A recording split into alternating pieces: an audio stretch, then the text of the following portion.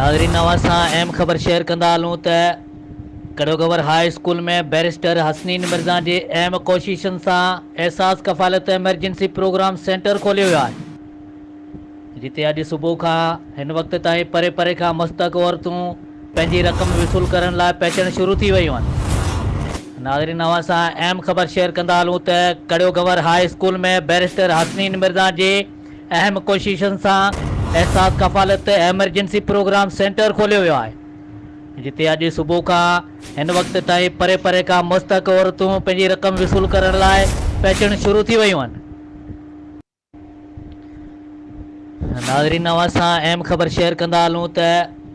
कड़ोगवर high school में barrister Hasnain Mirza जी अहम कोशिशुनि सां एहसास कफ़ालत एमरजेंसी प्रोग्राम सेंटर खोलियो वियो आहे, जिते अॼु सुबुह खां हिन वक़्त ताईं परे परे खां मुस्तक औरतूं पंहिंजी रक़म वसूल करण लाइ पहुचणु शुरू थी वियूं आहिनि।